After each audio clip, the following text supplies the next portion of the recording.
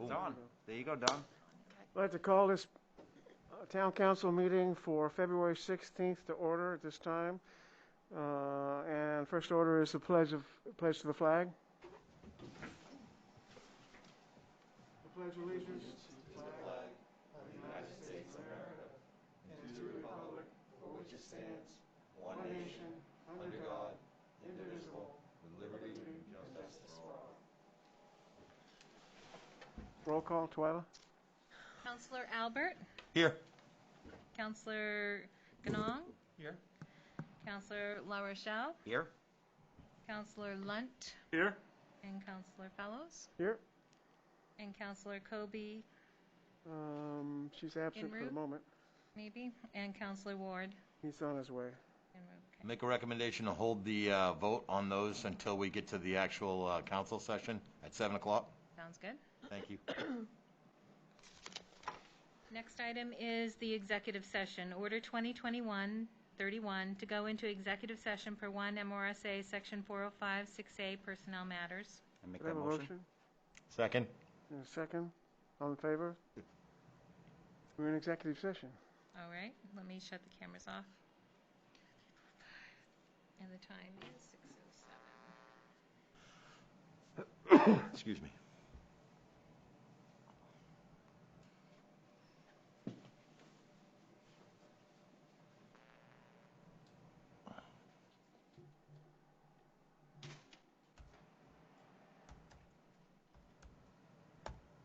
Because Just when 90? we put the sealer Cover down, the delay. it got too cold. pretty much. So Yes. it The never, light is like, on. Yeah, so we do 99 bottles of beer on the wall till about 90, and then All right, for the listening public, I will open up this meeting for February 16th. Please stand for the Pledge of Allegiance. Woo, we did it earlier. We did that? got you. Oh, well, dispense. I apologize. Twyla, we're back to you. We can do it twice. All right, so I'll just make a note for the record that Councillor Colby showed up at, was it about 6:20? Yeah. Okay. And Councillor I was Albert. like 6:09. 6:09, okay. That's Perfect. why I was coming through the door to figure out. Sorry. All right, the next item is good news and recognition. Anybody got anything for us tonight? Seeing none, we'll go next over to Twyla. Okay. So this is the public hearing process. Once the chair opens the public hearing, those present who wish to speak may approach the lectern one individual at a time. To address the council chair, please use the microphone and state your name for the record. Those listening from Town Hall live video streaming are now invited to email comments to award, AWARD, @lisbonme.org. Councilor Ward will review his emails. The first public hearing is medical marijuana establishment permit for BBB Pharmaceuticals, LLC. I will open the public hearing. Anybody out in the wings that's speaking on that one Anybody tonight? here for BBB Pharmaceuticals? No? No. And I have just checked my email. I don't have anything. I will open and close, but if anything does come through, I will read them into the public record as I've been doing. Okay. Next item, Twyla. Is audience participation and response for agenda items. At this time, those in the audience who wish to speak may approach the lectern, one individual at a time. Please use the microphone and state your name for the record. Those listening from Town Hall Streams are now invited to email comments to award@lisbonme.org. Am I permitted to remove my mask while speaking? No. No. Okay. You're in a Please. public building. You'll have to keep that on. Okay, all right. Well, good evening. My name is Kevin Kimball. I'm a resident of Lisbon Falls, and I wish to speak to the issue of the proposed street closure on Main Street. And I'd like to begin by saying that I'm entirely pro-restaurant, pro-pub. I want to make that crystal clear. My sentiment is formed by my decades-long experience as both a working musician and as a music festival promoter. And it is that experience of working intimately with restaurants and pubs that leads me to conclude that they are essential to a community's vitality. Indeed, they often serve as the proverbial canary in the coal mine in local economies. I say all this to emphasize, to underscore my assertion that I bear no animus whatsoever toward any such establishment in our town, and that I want each and every one of them to not only succeed but to thrive. Before us is the choice to either completely shut Main Street, as we did last year, Plan A, I do believe, or to choose a modified partial closure plan that allows restaurants a portion of road access for customer seating while retaining traffic flow, Plan B. So let's compare several highlights of the two plans. Full closure, Plan A. Number one, adverse effect of full closure on majority of directly affected businesses. Businesses along the affected portion of Main Street have reported to the council significant and in some cases catastrophic loss of revenue as a direct result of last year's closure. Those same businesses have also reported that their respective revenues have bounced back to near normal levels only after the closure had ended. Other businesses have reported the same kinds of losses to friends and neighbors, but are reluctant to bring those complaints to the council because they, quite frankly, fear rocking the boat. They've quietly hunkered down and they don't want to make waves. They're just trying to survive. Yes, this is anecdotal, but I promise it is no less real. Make no mistake, silence does not imply consent in this case. It tells of fear. 2, adverse effect of full closure on traffic flow.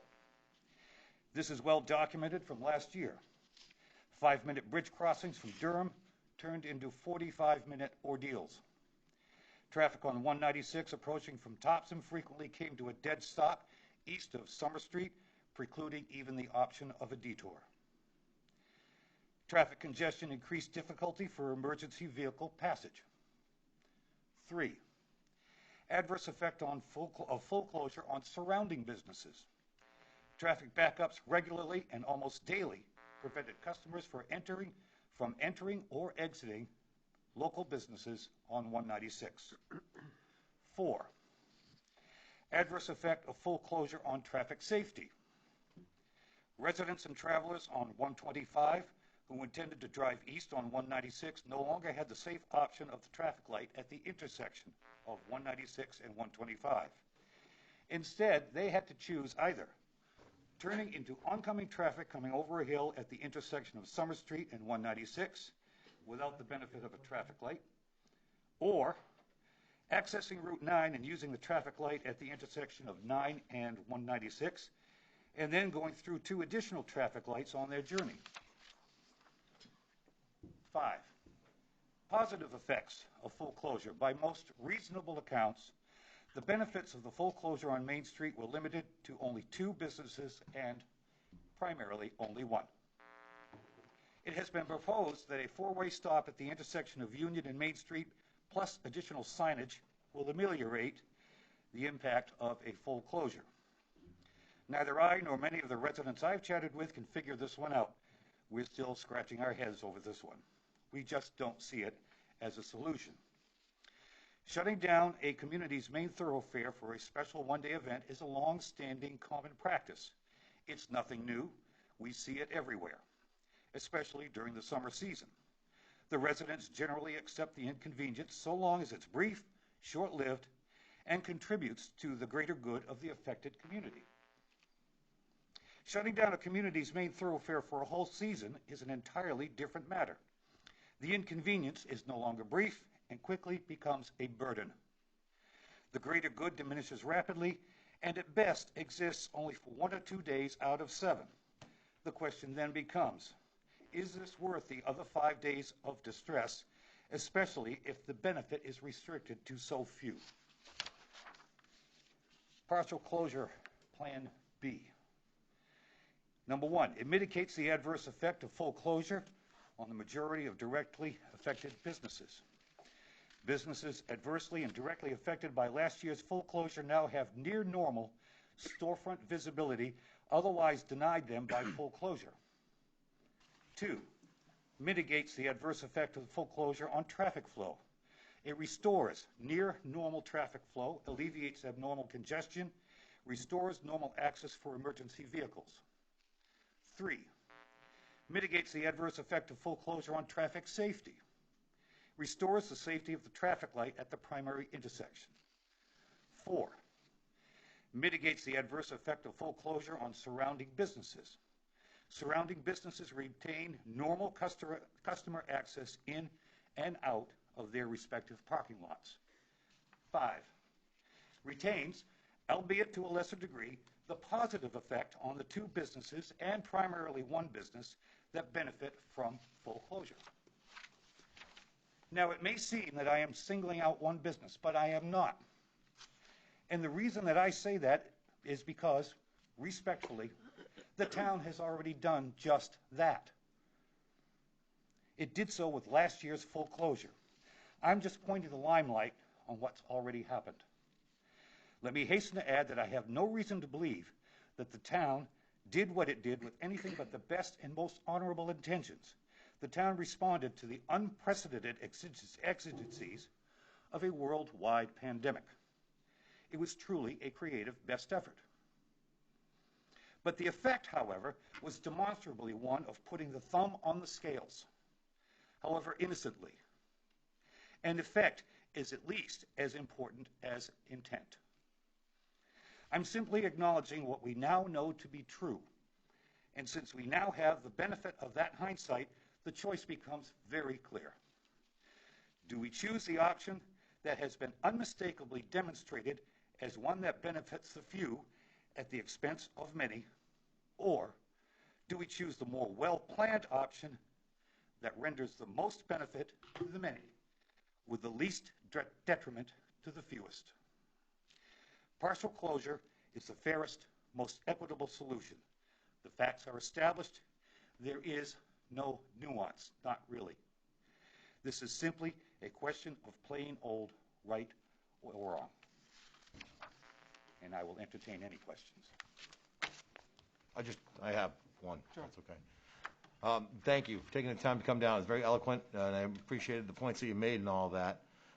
For certain, it's not, none of this is easy, but I appreciate you taking the time and coming down and to give that vantage point and viewpoint.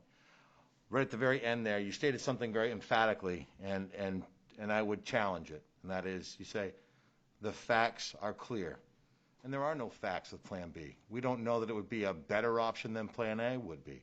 And that's the only thing that I would counter with. I'm not looking to say that we've made the right choice with Plan A. I'm just saying that when you emphatically state that for effect, I can appreciate it. The passion in your voice and how you feel on this position comes through very well. I should have clarified that my facts pertained to Plan A. Okay, so I think that when we talk about that, and we can certainly use the facts for Plan A as what you're stating. I don't know what you drew from to get your facts, but I think that it's without a doubt something that we took into consideration very much so when we wrestled with this, going back and forth. And it was more about the devil that we know than the devil that we don't. And clearly, it wasn't something that all of us fell on the same page on. It was a very close vote. So I would say that from where I'm sitting, where I was just one of those votes, and I can tell you that when I made the choice to go with A over B, I felt like with A, we know what we've done last year and what didn't work. And so at least we can make an effort this time around to try to address those concerns that were brought to us and try to make sure that we're doing everything we can to prop up all businesses on Main Street. And that's something I know that Brett's going to be talking about a little bit later on how we're going to do that. But going with a brand new Plan B, not knowing what to expect, not knowing the challenges that we'll run into or could run into, and whether or not they're going to have any real effect at all, that was the thing that made me kind of say, I'd rather go with what I know and know that we can try to make it better than go with an unknown and not sure how it's going to work out. And there's one more piece. Next year, DOT is coming in and ripping up that whole road. And so it's going to be closed down again. And it's not going to be easy. And those businesses, it's going to be tougher for all of them. So this is another way for everybody who lives in this town to get familiar with how to get around this area, because it's going to be all torn up next year. It's not going to be about us closing it down for COVID. It's going to be closed down because it's going to get ripped up and you're not going to be able to access a lot of it. So how do we make it so our residents and the people who do business on those roads still understand that, oh, I can park on Union Street, there's a parking spot there, a parking space there. I can park over here and walk up versus being able to drive down a street that you won't be able to access. So that's what I was thinking about when I was making my decision. So I appreciate you taking the time tonight, Kevin. It really means a lot. Well, that brings up two ways to respond to that. One, and to answer the specifics of your point, what Plan B does and Plan A does not. Plan B attempts at least to address the inequities that are inherent in Plan A, and they are. Those inequities that are in Plan A are not going to be mitigated by a street sign. I don't think it requires a civil engineer to come to that conclusion. In the broader sense, Mr. Kimball? again, this goes to where we are in Kimball? the time of COVID. We have rules associated with public discussion. We Yes. are not in to actually get in debate with people at the podium. I would ask that if you have any last resort associated with that, please express that view, and we need to move on. I just due respect associated with that there are rules associated with the podium associated with the new agenda item. It is not for debate amongst the council. Well, that was to the next point I wanted to make. It's because of the times that we are in, the time of COVID, that the citizens are really limited in the amount of time, their access to address these things with the council. Had I been able to attend 2 weeks ago, I'd have been here, but I don't have Zoom capability, as do many of the residents. So if you don't have Zoom, you are effectively disenfranchised. I disagree. And I'll disagree because I'm the poster child associated. Every single meeting I do duty in actually reading emails according to everybody. I am the person that actually responded to 150 emails that were received on this topic in that regard. But it's not the same as appearing. I cannot dispute that piece, but in the nature of what is before us that has actually been enacted by the governor because of the action taken by the state legislature, it's the best we can afford you. Right, it's the times we live in, I agree. Okay. And so, in that sense, I think we need to be a bit flexible. We have. I thank you. Thank you. Appreciate your time tonight, sir. All right, in the nature, is there anybody else in the wing? No. I have another email. From T.C. Conroy. Greetings. I would like to ask the council how often they frequent Frank's and/or Flex. As a member of a decision-making board of the town in the past, it is my understanding that any personal feelings or otherwise vested interest in a topic or decision may a council board vested interest should state their opinions and then abstain from voting. Voting on issues that has personal interest and or beliefs keeps the integrity of the council.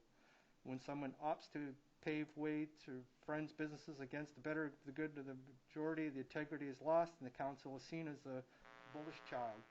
Playing music in the plaza as a member of a band is a reason one should abstain from making a decision that has been opposed by the majority of area businesses. The integrity of our town employees backing this makes the town look rather ignorant to the greater good of all. Businesses that have opposed this from the start have been sharing their concern on deaf ears and will affect the town paying lost revenue for those adversely affected. Putting together a nice list of events to offset the plaza is a great distraction from the problem at hand, especially since other larger activities across the state and country are already being canceled. T.C. Conroy. I appreciate your time in expressing your view according to this, and I will move on. Donald Rivard is asking for impact on a safety study, and that's one of my questions from Brett when that part comes, where that item is the feedback that we received from the information on the DOT meeting that they were having last week. Those are all the emails that I have at this point in time. Anybody else? Seeing none. Anything that comes in through the course of the meeting, I will continue to read them into the record. Next item, 12. Under the consent agenda, the items are considered to be routine and will be considered for adoption by one motion with no separate discussion unless a councilor requests to remove an item now. Any councilor wishing to remove an item may do so now. Seeing none. Order 2021, number 32, to approve the municipal accounts payable warrants for $170,030.42. The municipal payroll warrants, $145,160.33. The school accounts payable warrants for $70,122.77. The school payroll warrants for $727,387.90. The minutes of February 2, 2021, and a medical marijuana establishment permit for BBB Pharmaceuticals, LLC. I'll make that motion. I'll second. All in favor? Order passed, 7-0. Next item, Twyla. Council orders, resolutions, and ordinances. Order 2021, number 33, the Police Department's reimbursement from the Falmouth Police Department and an application to the Patrick Leahy Bulletproof Vest Program. Good evening. Ryan McGee, Chief of Police. Thank you for having me this evening. And I'd like to talk to you briefly about what we're talking about here as far as reimbursement. The police department recently lost Officer Christopher Kaufman, who he left the police department, went to Falmouth Police Department for some personal reasons as well as some better pay and benefits over Lisbon PD. He will be missed, but his last day of work was January 30th. Because Officer Chris Kaufman left within 2 years from graduating from the Maine Criminal Justice Academy, Falmouth Police Department must follow policies put in place by the Maine Criminal Justice Academy Board of Trustees. These rules are in regards to the Consumer Price Index from Urban Consumers Northeast Region and reimbursement of the officer's training to the Lisbon Police Department. So we're the agency that sent Officer Chris Kaufman to the academy. Therefore, we're entitled to a reimbursement of expenses.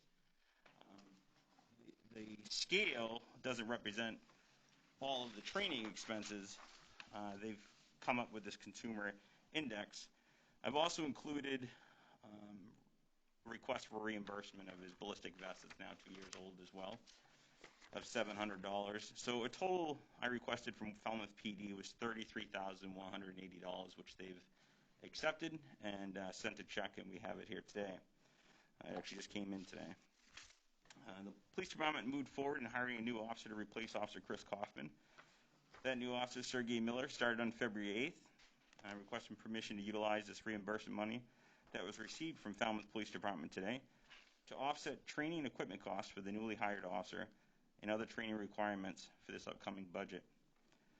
The department would like to apply the remaining funds to the purchase of bulletproof vests for the officers of the department. The current vests have a lifespan of 5 years. Coming up on the CIP, which we've all talked about, being important to have items on there to plan for. Bulletproof vests are coming due this year, okay? And the vests that we were ordering were 3 to 5 year life expectancies. The new ones that we're going to be going through a 5 year, so it'll be easier for planning as well.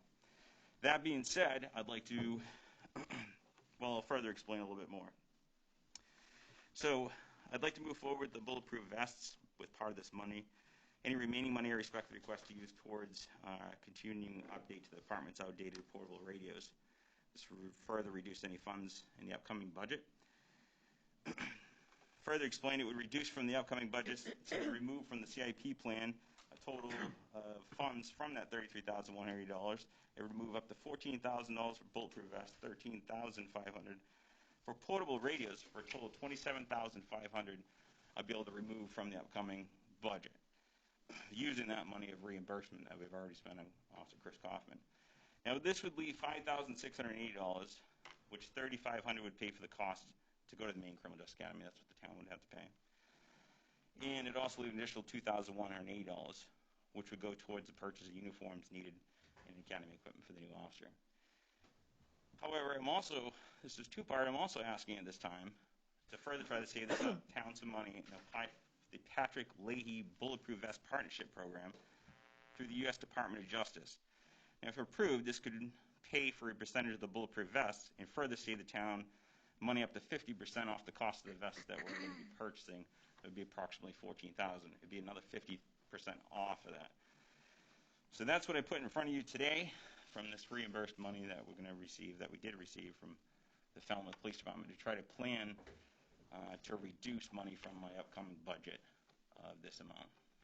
Okay, I make a motion to, for discussion? Second. I'll take the motion for discussion. Dawn just second. And I got the second. May I? Yes, please. Couple of things. It's very unfortunate to see anybody leave, but I'm glad you're able to rehire. That's always that's a good sign, right? Two parts. I think your plan's actually pretty well thought out. Just curious about and this may go to Diane, the protocol of the idea of actually receiving funds like that, and actually what we need to do before we can actually reallocate them. I'm not sure. Spoke to Kayla to answer that question. Yeah. And Kayla said it would be as simple as adding a finance line to our budget where we'd be able to pull the funds from that for specifically what I asked. And it'd only be used for specifically what I asked. Yeah, just so we can verify that to make sure. The appropriations, the document we were discussing that Mark brought up, I think we should probably defer any relations or reference to that until Get an opinion until from we've legal on that. established that it means anything. So I guess going back, if I may just continue on Yes. that. So either way, I mean, I think we're going to get the reimbursement either way. Just how that money flows through, I think it's just really important, and I'm sure you got good people that kind of direct you in that way. Using funds that we already have is always better than actually trying to pull funds from somewhere else. So the thought of the idea of saving next year's budget is actually all beneficial, and definitely since the idea we actually have new officers coming on and we need to get them geared up. The second part of it, regardless what happens with the first part, I think that, if it's a 50% match for the Bulletproof Vest, and that's something we can go through and actually try to save some money. It sounds like it's an item that's going to be coming up regardless. It isn't, and it's not how would I say it? It's not a want, it's a need.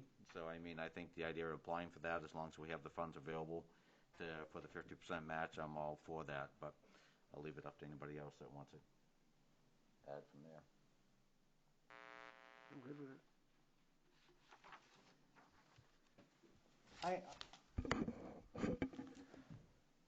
I'm good, except to the point where the fact is I want to know if we're actually in compliance with the charter. And that if there is a protocol that we are currently not following, the fact is this could be as simple as tabling this discussion until we actually heard on that topic. That's why I want to.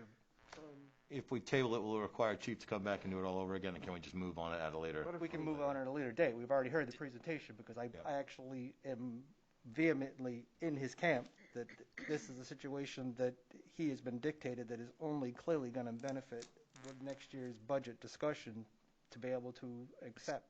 I just want to make sure that we are able to do so with what I've just We could been made aware of. approve pending Yes. legal interpretation. That we have the capacity to do so without further action. So not table, then vote and, Yes. and amend the. You have my attention. If you want to make a friendly amendment in the second, that would be the protocol. I have a question. Yes. Do you have a deadline that you have to have that application in for? Well, no, I don't have a deadline as of yet, but I'm believing it's going to be April. I will say that I reached out to other departments because I was curious. A lot of agencies are losing officers right now. And, it's important that we get these officers into the academy. Something that a lot of people don't realize across the state right now is we are now up to close to 248 officers on the waiting list for the academy. We're looking at upwards of 2 years getting training done. Now, on top of that, it's the equipment for these officers. Now, I reached out to other agencies to see what other agencies are doing because we're not the only other agency to receive this money. A lot of agencies are receiving money right now. I reached out to one agency, and they actually have a line item set up. So when an officer leaves, that money directly goes into that line item in their budget. Yeah. So I don't know of any. So as far as charter, you mean Town of Lisbon rules and regulations? Okay. Correct. If I may, And that's the point we don't the even- discussion has nothing to Nothing do to with do with anything you presented. It's basically the idea of basically the flow of monies through the town that actually that we just want to make sure that we're doing the correct passage and making sure that we're following the guidelines of the charter. And nothing against your presentation, nothing. I think there isn't a counselor here that's not. No. I think we all support this. I wouldn't want to say, I can't say unanimously, but I think I can. I think it makes sense, and I think, the ultimate goal here is we want to save town money in the long run. Right. Yep. Going with We're feeling what you're putting down, sir. It's Okay. just the fact that I would recommend that friendly amendment in a second. If you guys are agreeable, I can support that as long as we know that we're not complicating something. So basically, what you want the amendment to reflect the idea that we approve the as presented as long as it fits within our town's charter. budgeting Charter. That's the only way I'd want it as well. Absolutely. I'd second that. Okay. Anything else? Is it, sir? And again, sir, I don't know what we're talking about. because if we weren't going to go that, I was going to say offer it to separate. The fact is the second piece of that, we could do that because it's not tied to this at all. Yeah. But that's why I was asking. It's that thing. If there's no other, Well, the second piece, it is kind of tied to it.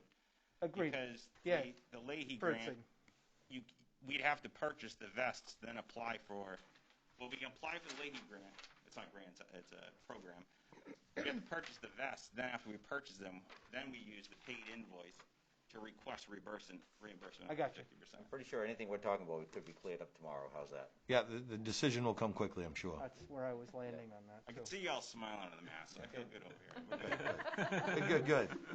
All right, if there's nothing else, I've complicated that too much for the chief tonight. All in favor? You need 2 votes, 7-0 for the amendment Yep. and the main motion as amended. Yes. Yes. All in favor, 7-0.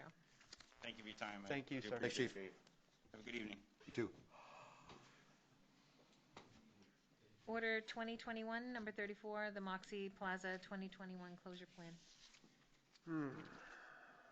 Hey, everybody. Brett Richardson, Economic and Community Development Director, here tonight to present the requested plan on the Main Street closure, Moxie Plaza. So I think a key point to make is since last year, we worked very hard to gather input from folks throughout the community as well as Main Street businesses. Just to lay that process out, we had a public meeting in September of 2020 at the MTM Center that was well attended, and I was very happy to see the folks who had concerns share them publicly, and I think it gave us better clarity on some of the issues and also the opportunity to work hard to address them. Here we are looking at another summer likely of COVID-19 that we need to adapt to and need to work towards a solution on. So we've done that.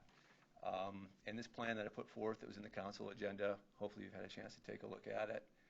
I think it really represents responses to most of the major concerns that were brought up. I think it's going to be very difficult to address all the major concerns, but I think it addresses most of the major concerns in a way that's effective and that will be the best for Main Street going forward.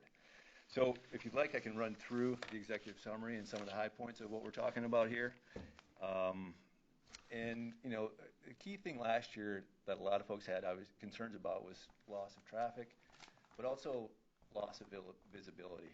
And so we worked hard in this plan to increase the visibility both for folks passing through, but also for folks throughout the region who don't visit Main Street in Lisbon, who don't really take the time to visit Lisbon. And marketing and other approaches in addition to signage can help increase that visibility. So that's a key part of the design overview that you'll see on page 2 to open the space up, to create navigational wayfinding signage off 196. And remember, as noted on the traffic management page, there's over 15,000 cars that go through on Route 196 every day in Lisbon pre-COVID. There's almost 6,000 cars pre-COVID that go on Route 9. Pre-COVID on Main Street, there was just over 3,000. So the perception that Main Street was a bustling, high-traffic zone compared to other areas in the town is not bared out by DOT data. And so I think there's a lot of important issues on the table, but I think part of my job going forward and part of the community's job going forward is to work on plans and programs that siphon off more of those 15,000 cars a day onto Main Street. 3,000 is great, but if we can work on tools to increase that, that's going to raise the boat for everybody. And this plan is a step in that direction. So a key part of that's more public parking. One of the big issues that we heard in September of 2020 was the fact that there's employees, there's residents parking in the Main Street area in the municipal lot that consumes traffic. When folks came down, they weren't able to find a spot. And so, thankfully, the timing was really good. Public Works town manager had been working on that solution in advance. And one of the things that we heard in a follow-up survey of the businesses and others from that meeting in September was that if we created public parking, that employers would work together to encourage their employees to park in areas not adjacent to Main Street. And by parking further away, but within walking distance, a short walk, that would reserve the parking closer to the businesses. I think that is in place here, and that we have an opportunity here for the businesses to follow through on that and work together. And that's going to create 35 more spaces in that vicinity, especially up at the corner of Main Street. I know there was one business that had major concerns that close proximity to parking was important to be able to access their facilities and take advantage of those. This plan, with cooperation from the businesses, solves that challenge. The directional wayfinding, that's an opportunity for the future. It's something we need now, but it's something that we need going forward. Folks need to be able to understand, especially those 15,000 cars driving by, that Main Street exists, that businesses are there waiting to serve them, and that there's great stuff happening on Main Street. That wayfinding signage, obviously it's not a silver bullet, it's not going to solve everything, but if that increases the number of cars visiting Main Street on an annual basis over the 3,000 per day per COVID, that's a win. This is a step in that direction. Promotional business signage. We had some down at the Main Street access at 196, but let's be honest, we moved quick last year, and we tried to adapt on the fly. The beauty of having this conversation now in mid-February is that we've got 3 or 4 more months to plan, and we'll do a much better job on that business signage, as well as leaving the fabric and fencing out of sight. And that will allow people to look up Main Street as they drive by those 15,000 cars and see people having a good time on Main Street. That's going to draw people down there going forward because they'll discover it, they'll understand that it's there, they'll want to come back because of the great businesses that we do have. So opening that up, helping folks navigate off of 196 onto Main Street is key. Traffic management, this is the big one. This is one of those things that it's not just a business question, it's about the residents in town. And by going through the conversations to put this plan together, it became clear from folks who manage traffic and manage travelers that Route 196 has traffic issues almost no matter what you do. That Main Street last year moderately contributed to traffic challenges, but it wasn't a significant driver of those traffic challenges, that those challenges exist. And so we can work to mitigate those, but there's no short-term fix to solving them. And they'll probably get bigger as Lisbon continues to grow. So we worked on slowing down the cut-through traffic in the neighboring residential areas, as well as by the additional businesses in the area. That was a key thing that we heard as well, is that folks were bypassing the closure area and moving fast in areas where they shouldn't. For a pretty reasonable budget, we can put temporary speed bumps in the right spots throughout town to slow folks down. And many of those neighborhoods, from what I've heard, had those concerns anyway. So we're actually taking some steps here to test, if not solve, solutions that could be almost permanent going forward. So we're learning here. A big opportunity that was brought up and a big question was a temporary traffic signal at Route 196 and School Street. And in talking with the DOT, one, they're going to give us approval to do the Main Street closure again. So they're going to sign off on that. Two, we can do a temporary. It's going to cost in the ballpark of $30,000 to $40,000 a year, or $30,000 to $40,000 to put that in place for a temporary. A permanent signal there would be $250,000. So that's a pretty hefty price tag there to solve that problem based on the data that we gathered. Electric Light provided the quote for the permanent, and DOT and AvCog traffic planners helped out with the temporary budget. So it's a long-standing traffic challenge almost no matter what we do. We can slow down, cut through traffic. We understand the budget and how the process would go to put a temporary signal in. It's not inexpensive. Brett, on that piece, Sure. is that also preempting with the Main Street project next year? Is the timing that they were willing to do so because it's also tied to MDOT's project there next summer? Yeah, he didn't really give us much clarification on that. Okay, so time frame for this right now would be strictly just this closure. Correct. They're not related. Okay. Correct. Yep. Is that, pardon me, I don't mean to, is that worth having a discussion and pushing back a little bit on them to ask that question? Because all we're doing is making it easier for them to set up for next year as well. So I'm just wondering if that might be, I don't know if there's any sort of incentive to, they may just say, nah, not so much, we don't need that, and that's fine, but I'd at least like to know that we tried to kind of come at them from that angle to say, if you're going to be doing the work, maybe we think about doing it this year and see if there's any sort of at least consideration. So Yeah, I think they're very open-minded. They've been very responsive, and they're working hard. We met last Monday, and we had an answer today that we can move forward with it. And I think, they're working hard to solve problems for communities. And I think we have their ear, and I think if there's a way, that they'll make it happen. Okay. Perfect. Thank you, sir. The key thing here, too, I think, is an event calendar. It goes back to this opportunity to plan. Working with Parks and Rec, they've really put their shoulder to the wheel. They have capacity. They've helped support the Moxie Festival in the past and obviously do programming at MTM. So they have the pieces in place. They have the programs. They have the type of forms and vendor signups that really can have a smooth process to ramp this up. And, working with Mark over there, they've already put together a pretty decent calendar of events without really engaging specifically the local business community. That's going to come next. We're going to have an event coordinator come online, and that event coordinator, a big task of theirs is to be developing tailored events for individual businesses so that we work on drawing traffic and also marketing these events and the businesses who are hosting them. We'll get to that in a minute. But this event calendar is a huge opportunity. And, if we think about from a 2,000-foot view, if we step back for a minute, Bath has canceled their festival. The Yarmouth Clam Festival was canceled last week. People are going to be looking for things to do, and they're going to be looking for opportunities to get outdoors and socialize in a safe way. And by following through on this and by really working hard and putting the resources in place to have an event calendar combined with a targeted marketing budget, we can bring people into Lisbon that haven't been to Lisbon before. We all saw the Main Biz article a couple weeks ago that Lisbon cracked the top 10 in single-family home sales for the first time, probably, at least in my memory for Lisbon, probably many of yours as well.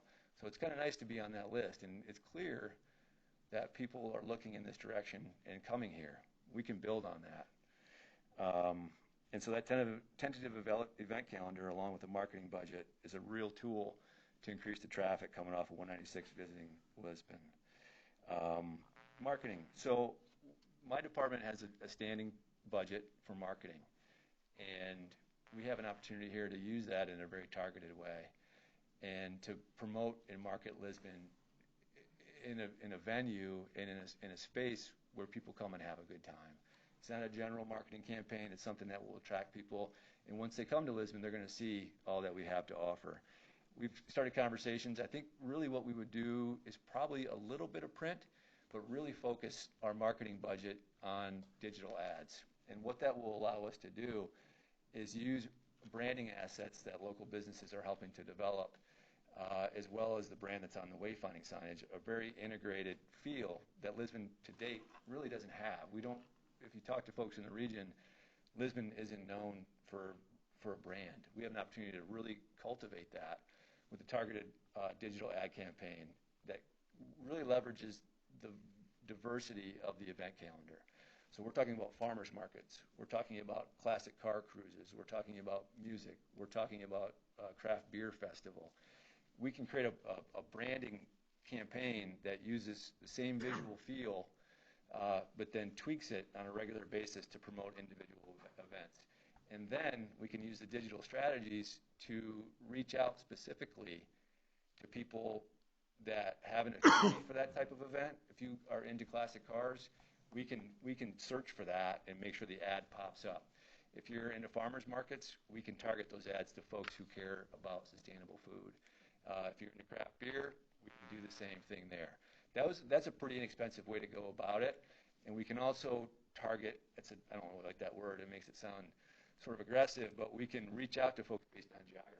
So we can make sure that we're putting this ad in front of people in Cumberland County, Androscoggin County, Saginaw County. You know, we can go down to York if we wanted to. We can tweak this and play with it and identify what's working and what's not and make sure that we're bringing people in an effective way. And then really the budget too, just to sort of wrap up the effect of the executive summary. I think a key point to make here is that we have line items in the budget, but for the most part, and almost completely, we're not asking for new funding. This is a repackaging and a sort of integration of existing streams of funding in a coordinated and strategic way. Using existing grant funds from my budget, funds from Public Works. I think that's about it. Parks and Rec as well, the MOXIE Fund. These funds exist. They've been allocated. We're talking about pulling them together in a coordinated way. One last piece, too, that was important last year, and it goes to who uses the Main Street closure and how. And that is the vendor sign-up process. And last year it was expensive and clunky for somebody who wanted to come in. You needed to provide your own liability insurance. You need to pay a relatively high vendor fee, for an uncertain return. We've lowered, which Twyla I think we'll talk about soon, we've lowered significantly that vendor fee. And I think we've got a workaround through the entrepreneurship program to provide umbrella liability insurance so that if you're a small vendor, the big pieces are taken care of for you. And I think just talking with folks in the community that a $25 temporary vendor license for 90 days, that will give a lot of people an opportunity to come down to Main Street. That's inexpensive almost anywhere you look. We'll bring people into Lisbon who want to take advantage of this. And then we'll have the liability insurance in place too. So, no plan's perfect. There's no silver bullet. This is a tough time and a tricky situation.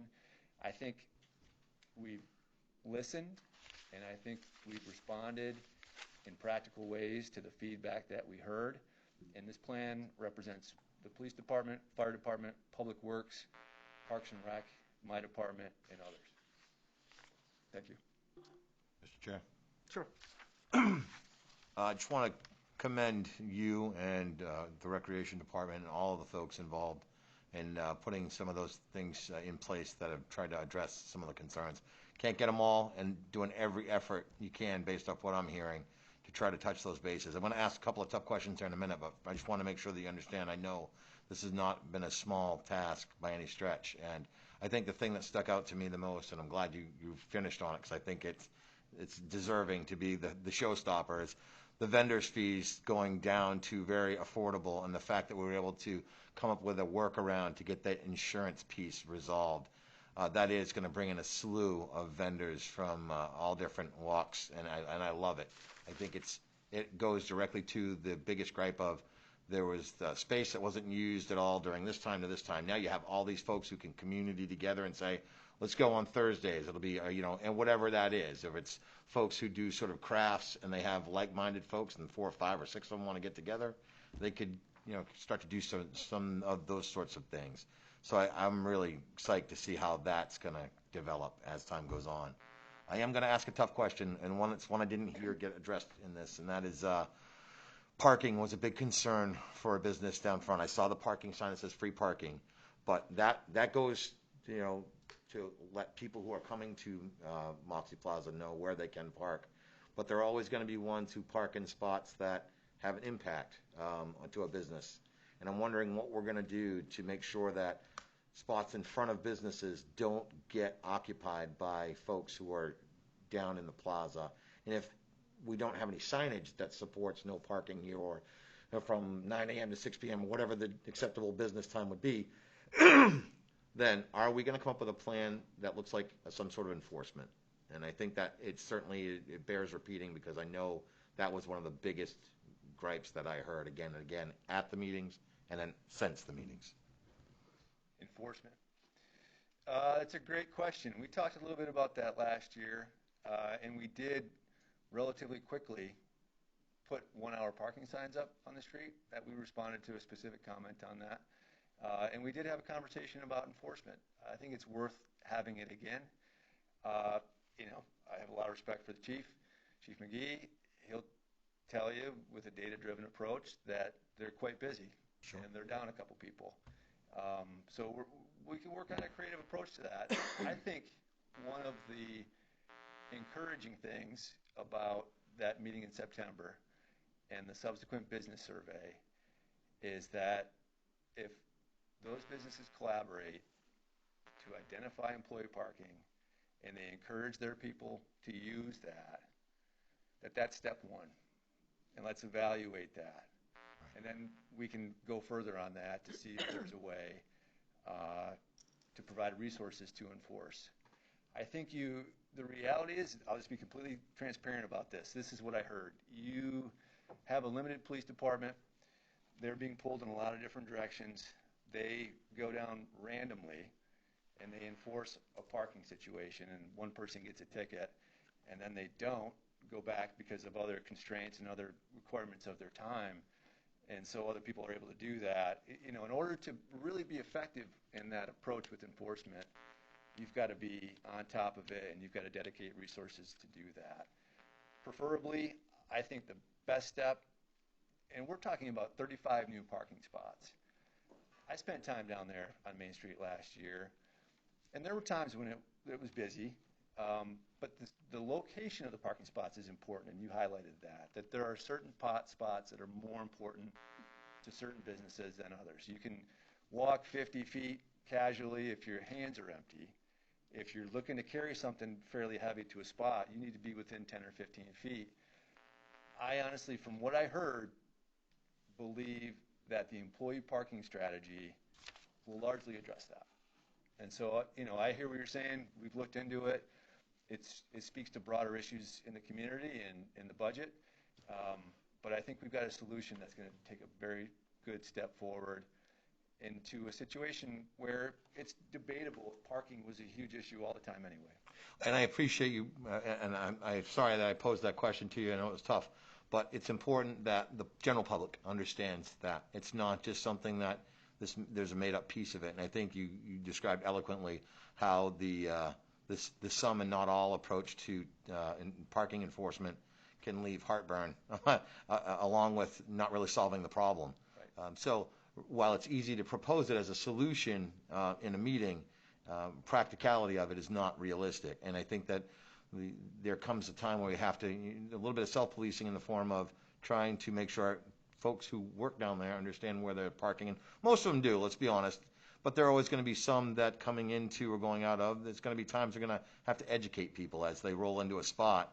And that's something I know, I'm sure, the one thing I found out this year is that not a lot of shy business owners down on Main Street. They're not afraid to talk to you, yeah. Although there may be a couple. I know Mr. Kimball enlightened us earlier about that, and that was news to me. But at the same time, there has to be an understanding that there is effort being made from this side to try to hear what the concerns are and address those concerns based on fact and seeing that. Just to wrap it up on that, I think most people, if they understand what the right thing to do is, they're going to work to do the right thing if they can. And so there's an education piece here too. And maybe we can, we're talking about bringing in, the main downtown center has a AmeriCorps fellow this year, and they're going to put that person out into various communities, and we're going to put a proposal in to bring that person to Lisbon. And we're going to ask that person to develop collaborative marketing campaigns for Main Street businesses. But this is that type of thing. What's a fun, not too heavy-handed, but educational way to inform people? If you're parking in front of a laundromat and there's a spot over there, why don't you go to the spot over there so the laundromat has an open spot? And so just developing, we're not exactly sure what the solution is, but the employee parking strategy combined with some fun messaging around that, I think we can really, really have an impact. Great news. Thank you. Other questions of Brett? I just had a question. I wanted to hear what the progress or perspective is for an event coordinator. Well, we've got a job description, I think framed up and polished up, and it's starting to be distributed. I think we're already thinking about people throughout the community that we want to make sure sees that job description. The goal, from a timeline standpoint, just to map it out, we want to have that person in place by middle of March if we can, and then have the event calendar firmed up by the middle of April, have the marketing campaign in place by the middle of May, and that gives us a month or more to fine-tune and promote to bring people in for a kickoff in the middle of June. So I'm confident with the job description that we have, which will be a fun, attractive position, and with some of the people who are interested in this space generally and the opportunity more broadly throughout the region, I think we'll get somebody in place by the middle of March and be able to stay on that timeline. We have it advertised too, like we do our normal positions. Good, thank you. Again, as Norm said, thank you for all the work, because I know you've been putting a lot of work into this. I'm not sure if, one of the challenges that you had moving forward was this meeting that we had last year, and a lot of business owners, and we sat around a few of them that were actually very vocal on the idea that this closure was not beneficial. And how you quantify that, traffic, not traffic, COVID. There were just general concerns. And I think you've actually laid out for us as a council the resolve of what you feel would be the best to resolve these concerns. The only problem is all these businesses really haven't heard this. Really the only place that this has been presented is really in the council packet in a sense, right? It really hasn't been too out there for the consumer or the business owners to grab a hold of and understand what the changes will be or what the improvements are. I still have a hard time voting for it, only because as a business owner, I get contacted by a lot of business people, and there's this a huge concern that actually there's people that, I guess Mr. Kimball was talking about earlier, that actually just do not feel that the town is actually working in their best behalfs. Matter of fact, I was actually talking to a business owner today, and they said, why waste my time? The council's already made their mind up. They ain't going to listen to us anyways. And I said, you know what, that's really unfair. I think the council really needs to actually hear everybody's input. I would actually feel much better, very much as we did last year, is for you to do a presentation at the MTM, wherever, where you invite all the local businesses on Main Street and have them come in and listen. And out of that presentation, if there's a majority of the businesses that actually say this is what we need to do and you solve the problems, I would vote for that to happen anytime. But without the input of them, I don't think I think those are the people who have been missing out of this whole plan, is the idea of the business owners that actually had concerns and addressed. And as a community, as a town, we haven't been out doing any outreach to them either, probably the way we should. And I'm not picking on anybody, because at odd times with COVID and everything else, just there's a disconnect. And I would rather just move forward with them having an opportunity to hear the presentation straightforward, voice their concerns straightforward, and then they can't come back to us saying that we just made up our mind and move forward without taking their business interest. To have a business in Lisbon, I think it's really important. To actually support our businesses, I think are really important, but I think we need to do that as a whole. And to me, if you have a half a dozen businesses that are really uneasy with this or not sure moving forward, to me, we got to do some type of communication or education, or at least listen and make sure that what we have put forward does actually address the concerns. And that's my biggest thing, is I don't want to do anything to actually. It's all about bringing the businesses to Lisbon, but we got to take care of the businesses we already have also, and they need to feel that we're taking care of them. You know what I mean? And I'm not sure if they get that feeling. At least, again, when they knock on my door, or they call me, they're not calling usually to tell me that we're doing too good of a job. Usually it's the other way around, and that's usually only by nature, because no one ever taps the council on the back of the shop and says you're doing too good of a job, right? Usually it's a pothole or speeding people down the road and that type of stuff. But either way, that's just my thought. I would love to actually see another presentation from the town to the businesses, invite them all in. And I'm not talking about, general public, that's one thing that could be there, but, a personal invitation from all the downtown businesses and explain this process and what we're doing and try to win some people over. I mean, that would be my hope, my 2 cents. It might, Mr. Chair, it might be equally as beneficial if those business owners were individually invited to come meet and discuss the plan. Whatever the group process meeting. would be. Yeah. I think Brett might have some input here. Yeah, I want to respond to that, and I think it's a 100% valid point. I think it's essential. I'm just going to be honest, and for folks listening, I don't know how we could really do much better of a job on that. We opened ourselves up on September and took it, and then you were on the call, you were on the call, you were on the call a month or so ago. We did the same thing. We presented 85% of what's in this plan. That's been shared.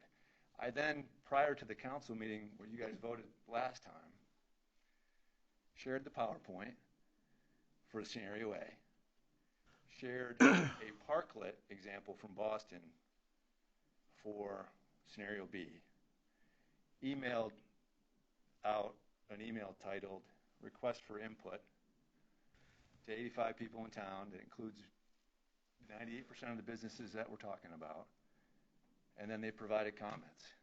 And so I am 100% always in favor of more public input. But we're going to run out of time, and we're going to look for a perfect solution without time to implement it. And a good solution right now, in my opinion, and I'm sympathetic, and I do not like to be in a position where I'm trying to navigate a fault line between different businesses. This is not where I want to be. It's not what you signed up for. Yeah, no, it's not. Mr. But Chair? I honestly, with that said, Fern, I honestly feel that a lot of the stuff that we did was in direct response to conversations that we had with individuals in their businesses. That some of it was done in a public meeting in a contentious environment. And then the Zoom call on the 21st, we had people that didn't want to have a productive conversation. And so I hear what you're saying. I think the instinct is good. I don't know if it gets us to a better solution. Mr. Chair. I heard Norm first, Don, then. So my take on this is plain and simple. Since September of last year, all the way up through to now, the reason that Brett came to us in January was to say, I need to move on this sooner rather than later so we can action things if this is the direction of the council. So I need to understand the council's direction. He didn't come and say, I want you to do this. He said, this is what we're thinking about moving into this new year. If we're going to move on the same idea or something different, I need direction now in order to do that. Opened up the forum, allowed more conversation, and both of those, it was very contentious. Both of those, there were folks that didn't want to have a productive conversation, wanted to come in and hear their voice, and that was it. And if you didn't agree with them, then you were wrong. That said, tough decisions get made every day. This is a tough one. But I in no way feel that folks who didn't favor this plan didn't have an opportunity to chime in again and again and again at various opportunities. I mean, we're sitting here right now. It's the middle of February. We had that conversation back end of January, around the 20th, if my memory serves me correctly. A lot of time between then and now, and not a lot of folks lighting up your email. I know you got lit up. I know I got lit up. But it was all, hey, this sucks, we hate it. Okay, gotcha. And then there were people who, we like this, we think it's great. You're never going to get the perfect place or time. And I am adamantly against the idea of stretching this thing out that much longer and causing more animosity. And it's either going to be something that we're going to have to agree to disagree. Not everybody likes the plan, but this is the plan we're going to go with this year. But I think that this, slow ripping of the Band-Aid is doing none of us any good. And that's just my take. Don? Well, I have to say, I appreciate all of Brett's efforts, and I also appreciate you reminding us how many times the public has been, and the businesses have been invited to participate and invited to become up to date with the issue. You can always do it again and again and again. I just wanted to say here, too, this discussion tonight is not about whether we're going to do option A or option B or do this thing or not. It's about, is the plan adequate? to cover what we already made a decision about. Correct. And that's why I'd really like to focus on that. When to say, from my perspective, I was one of the 4 that voted for this thing. I still fervently believe that we are not hurting anyone. If you look at it objectively, I heard some facts tonight that really are disputable. And I think if you look objectively at the thing and then allow us to take a chance, allow us to try to help you this year, or help this downtown association or downtown association of businesses, then I think we're going to be all right. If we're not right, I'm sure you'll tell us in October or November. And I don't believe we're hurting a soul. So, anyway, that's my take on things. Mr. Chair, to add one more thing, again, I personally don't think that we've actually had as much opportunity to connect with the businesses as we should. But again, that's my own opinion, not nobody else's. The downfall of actually some of the events we've had, that Zoom meeting was a train wreck. No question about it. Do you realize some of the people that gave the biggest vocal opinions weren't even taxpayers or residents in town? So, I mean, it's really hard for you to think of a business owner to actually participate in a forum like that when it's actually really non-productive. You know what I mean? Most business owners really have very little time. The time is very, very, very scarce. So to actually sit in a Zoom meeting where people are taking Norm out and really not trying to be productive. I mean, it'd be very difficult to see a actual shop owner that's actually concerned about their livelihood being at that format. I would just ask again to actually, if the town feels that you've outreached and communicated and touched every one of those businesses and actually feel that you have a pulse of where you're actually going to improve their business, I'd leave it rest there. But I have concerns about that, and I'll just leave it as that. So. Mr. Chair? I'm not sure if it's appropriate for Yes, staff Jeff. to ask a question. Yeah. I had a question, though. Go. What was that? If I could ask a question, and I say this with the utmost respect, a lot of you were at these meetings, and I go back to the 28th of September or 20th of September in 2020. Some things have changed since then, but really those are the key issues that were on the table. And so for those who have followed this process, I think the key question to ask is, and it goes back to the point that Councilor Fellows just made, does this plan address those issues? And I think you have to look at that somewhat objectively. And if the issues are well known, if this plan doesn't address it, I think that's fair, and decisions can be made. But I think that is the question. Does this plan answer the key concerns? Personally, I think it's as close as we can get. And I think that we have an opportunity, as other communities choose not to have events, we have an opportunity to capture that traffic. While other communities are still debating what they're going to do, we can make a decision and start planning. So to me, that's the choice. Jeff. Mr. Chair, so I was one of the people who didn't vote for this particular plan, but when the council made the decision, as a council, we agreed this was the decision we were going to make. So I feel like my responsibility now is just to make sure that this plan is the one that gets executed the best way it can, and it gets addresses all the concerns that people bring. So that's the kind of feedback that I'm looking for as I receive feedback. I am very sympathetic with Fern's plight because Fern actually works down on Main Street and he interacts with these people a lot more than I do, and I can understand the frustration in this particular thing. But as just going forward, like the big things I'm going to be looking for, just going back to you, Brett, is one, when we close off Main Street, you mentioned that we weren't going to do the big fence with the clock and everything. How we execute that in detail is going to be very key to make sure that as traffic goes by, they know that they can still have visual line of sight to those businesses. Mm-hmm. And then also the parking situations, specifically the Brooker Street parking lot and the Rumble Street parking lot, how we label those things so that people realize that those are places that you can park. I know particularly some business owners I've talked to like that, those are going to be the two biggest areas of concern. And I think if we can do those things right and people know that, yes, those are parking lots that they can readily go to. I think that will address a lot of the concerns that at least I've heard from people. I appreciate that, and, we planned the wayfinding signage, and we asked for that budget 2-3 months ago, I think. So that was in the works, and that was almost verbatim from a request made from a Main Street business. I was just thinking about, sorry, Mr. Chair. I was just thinking about something, and I want to spit it out before it runs out of my head, because I'm old and I forget things. Thinking about the Warumbo site for the parking, another one of our biggest challenges is how do we get them across the street right there? It's such a dangerous spot. And I'm like, why aren't we using the tool that we have, and that is that lovely crosswalk down by the Rusty Lantern. I mean, that thing is fantastic. It's not a far walk at all. It's down a sidewalk that's right there, and that way it ensures safe passage across. So just as we're thinking about that, when we think about signage and ways to get across safely there, that might be a way to think about that. Yep, it's great. Any other new input to the plan? All right, I have 2 emails that I've received, as I've mentioned throughout the course of this, and I've done it every meeting. Chrissy Palmela.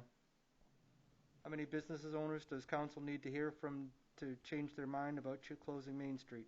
If the majority of the businesses on Main Street are opposed to the closure, what is the reason the council has decided to move forward with the closure? As Brett mentioned, it's 50-50 in that regard. I don't have a definitive one way or the other. Laura Ingerson.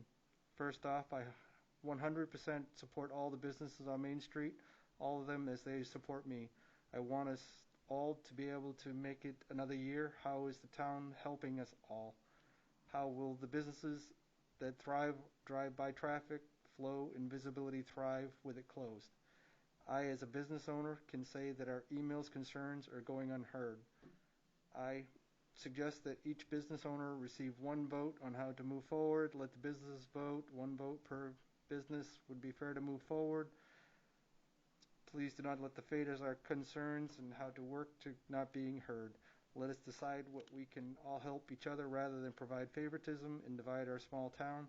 Also, with town provide financial assistance to the business with the closure that hurts the grant, or the grant is just for the town office and not for the businesses.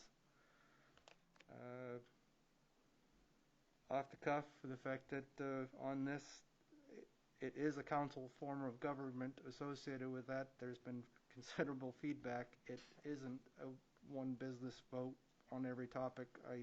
Everything that's actually been received to me, I have responded. If it's been short, I apologize to anybody on that, because it was a flurry associated with a 2-day marathon for something that actually appeared on an agenda. That said, the other topic associated with the grant, in that email, it was municipal resources. I think the issue there is there's a couple of different sources. One for the Moxie Center that came from other downtown initiatives, and then the COVID relief grant is the piece that I think that she's actually mixing in that. That said, I know she's comfortable enough to be able to express. If not, we can at least inform her on that part. Any other new dialogue for this? If not, I will entertain a motion and a second to approve the plan as presented. I'll make the motion. I need a second.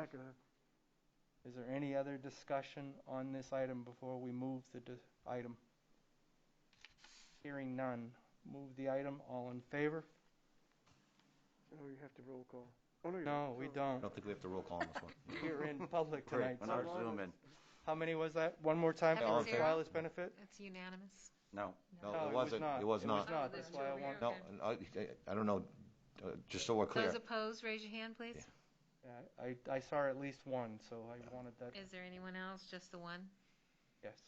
Okay. Thank you, Brett, for everything associated with this. I know that had a couple of conversations with you of recent as well, and I'm sure there will be more as we move forward, so keeping Right. us informed. Brighter days, sunnier days are coming. It's daylight savings just around the corner. Next item, Twyla? Okay. Next item is Order 2021-35, the Warumbo Redevelopment Renderings RFP Award. This is a fun one. I think this is a fun one to talk about. Folks in Lisbon have been working on Warumbo for a long time, and some really fun things have happened since I've been here, with the VRAP being wrapped up and the site getting a clean bill of health, and then some community visioning work, some survey. I think based on input, we've got a pretty good consensus among the community that we'd like to see green space, visuals of the river, and tasteful development that connects the river to Main Street and adds value for the community. And so we've clarified some of the floodplain concerns, and have, a pretty clear path to a buildable site with the appropriate steps put in place. And now the question is, exactly what would the community like to see on that site?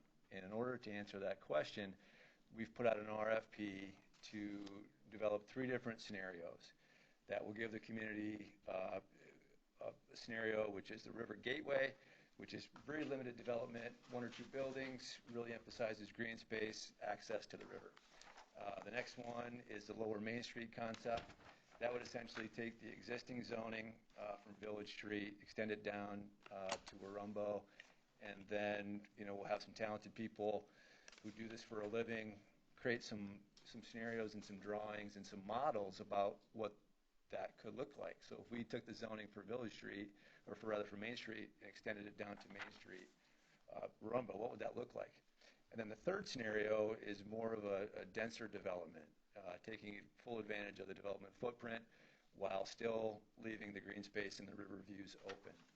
And so we put an RFP out, and we got a great response, I think. We got 4 responses from folks who can do the work, and who have done some of this work in the past and can really help the community sift through the possibilities, create good models, look at the river from various viewpoints, and make sure that the development scenario will support what folks want to see down there, and then really create a model that helps us market it. I think we want to understand what the community wants, but we also want to think about this step as a transition to finding a partner who can help us create it. And so we had a conversation with the Lisbon Development Committee last Wednesday, reviewed some of the proposals, and talked about the various strengths and weaknesses, heard from LDC members who have experience in relationships in this field, and came down with a pretty unanimous recommendation to go with Acorn Engineering.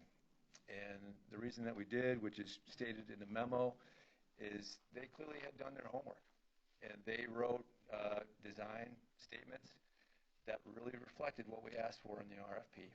They really reflected that those folks at Acorn had read the RFP documents and the supporting documentation, and had spent some time thinking about it, and came back with a great scenario. They've got a team that has a great track record, that has done this type of work before, really around a mixed-use dynamic site that includes pedestrian activity, that brings people down there, and then has housing and retail space as well. So, based on the LDC input, and if you look at the RFP, a lot of great responses. We're lucky. This is a good problem. I think Acorn set themselves apart. And one last piece of the puzzle, to really make sure that we're thinking about this step as a transition from renderings in a community visioning process to a practical and potential next step, we asked folks to include a letter of interest from a developer, and said that we would give special consideration to those who did. We had 2 of those, which is great. It's exciting. Acorn happened to have 1 of them. So that is the recommendation, is to move forward with Acorn Engineering and Aceto Landscape Architecture for a flat rate of $15,960, which fits within the budget of allocated funds. Mr. Chair, Yes. going to make a motion for Can you make it discussion? for discussion? I'll second. We have a motion and second. Go, Don. I was just going to say that the LDC talked about this last week. Fern was there. Talked a lot about this. And no, they are not Acorn is not the cheapest alternative. And from our point of view, and particularly from my point of view, there are no negatives in either one of those two bidders. There are just more positives. And if you compare design statements and cost proposals, but if you particularly look at the cost proposal and the details of the cost proposal, you can see the difference between the two. Granted, we don't have absolute facts to know, except to go by experience. We also, Brett mentioned that we relied heavily on one of our members who has a great deal of experience in this area and a lot of business associates in the same area. And his input was very helpful for us. So that's what I wanted to say. I'm in support of this. Just want to add to Don's that it wasn't the cheapest, but it wasn't the most expensive video. No. So No, that's clear. just wanted to make that clear because But it was clearly in the RFP. In addition, the RFP offered special consideration for proposals, including a letter of interest from a developer. Right. We had 2 that met that criteria. Correct. Yes. Okay. And the difference between Acorn and that other proposal is both the design examples as listed in the design specifications for what they plan to do from our RFP was what elevated them to the unanimous choice of the Yes. LDC. Yes. That is the content that we have before us. My question for Brett, for consideration, 15 grand, 7,500, we're still within that from your perspective for the budget for the item that's on the table? The 15,980, Yeah, we had 15 960. allocated in February 2020, almost a year ago, Yeah. at the outset of starting this visioning process to make sure that we were all in the canoe together going down this path. And then more recently, we asked for an additional 7,500 allocation to support this. And so we've got 22,500 available to us for this project. This project comes well under that. And after the LDC voted to recommend Acorn, I called them up because I had the same question that you did, Alan, about the incidentals. Yeah, they're not capped. And they said, that's our standard language. We throw that in. We'll go with the flat rate. So we've clarified that. Okay, we're good then, because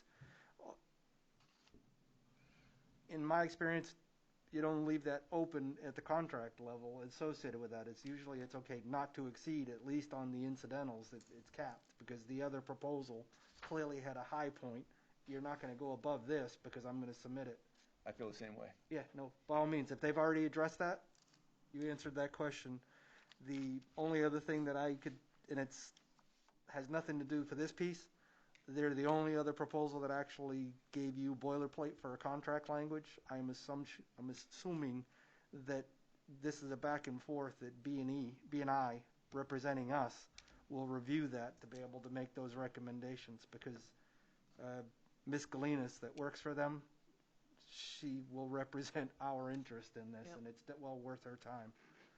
And they put those in there just to be entirely transparent. And it's always good, because I do the same thing in Lewiston. Just give me your boilerplate language and I'll have my legal pick it apart. That's the back and forth, because it's easier than us thinking in a vacuum what applicable contract language is when each one's different. So they were the only other one that actually gave it. That would be my recommendation, is just make sure Brian and Isaacson see it.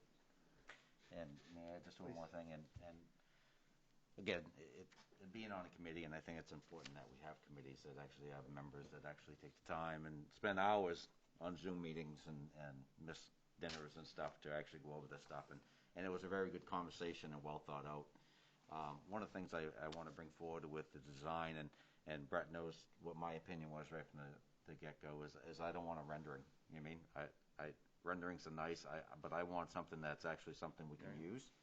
And what I mean by that is something that's actually built to scale, that actually brings in all the interests that we have. And going back to what you mentioned was about the idea of the safest way to go across the road. I mean, to me, I wanted that design to be in there where crosswalk should be and what it should look like, and not just a rendering, but actually have the tools in place so when we bring DOT to the table, we can actually show them this design and say, look, this is a well thought out plan. You mean, so more than just a tool of hanging a picture on the wall saying, hey, look, what do you think?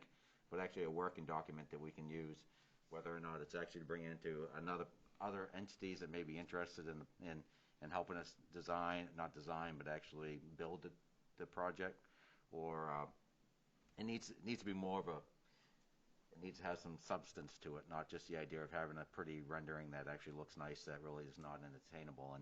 And one of the things that actually Brett had brought forward with these companies is when they design structures, they're not designing something that's all glass and totally out of character for our town, not just visual, but actually financial.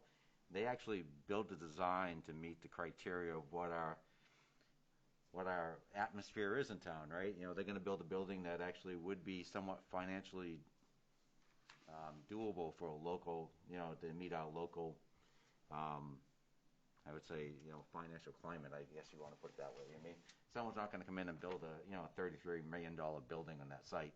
I mean, in Lisbon, you got to fit the environment you have. So the idea of getting these partners that are actually going to think that through and actually do it with everybody's interests and actually build something that's not just pretty but actually very functionable, I think it's really important. And I think we got the right play there by what we hear. So that's why I think the group is very much all in favor of just supporting Acorn as the designer to try to bring that forward.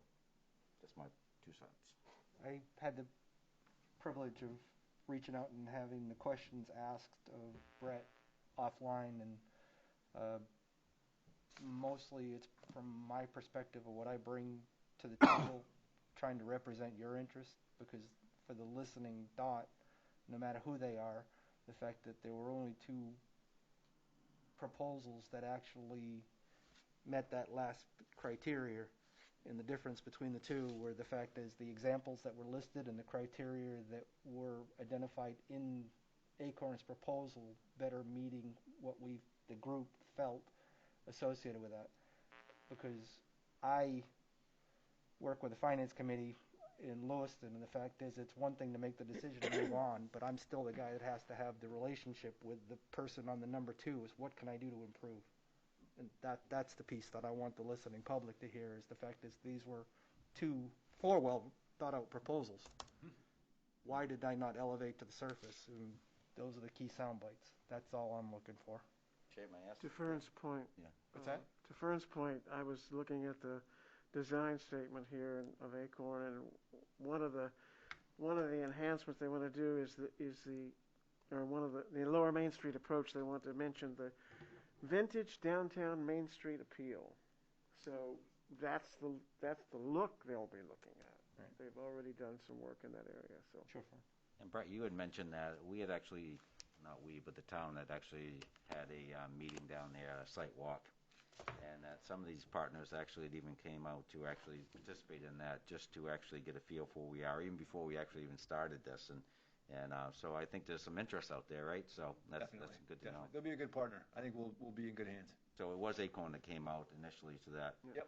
So we did this presentation that Brett and Diane actually, kind of put together downtown, where we actually talked about some of the plans, and then actually did a site walk. And this company actually took the forefront to actually come to that and to actually listen what's going on. That's even before we even started talking about having a design plan. And I think that's reflected in their design statement and the examples they put forth. They did their homework. They put a lot of thought into it, and they want to be helpful to us. So I appreciate you bringing that up, Vern. Any other questions of the item? Seeing none, all in favor? 7-0, order passed. Next item, 12. I'd like to thank the council for supporting the LDC in that. I think it's important if we have committees, like Fern said, if we have committees and we expect them to do things, that we pay attention to what they have to say. So I appreciate that, everybody taking a good look at it. Agreed. Next item, 12. Order 2021, number 36, to amend Chapter 10, Article 4, itinerant vendors, Section 10253 and Section 10259. I'll make a motion for a discussion. I'll second.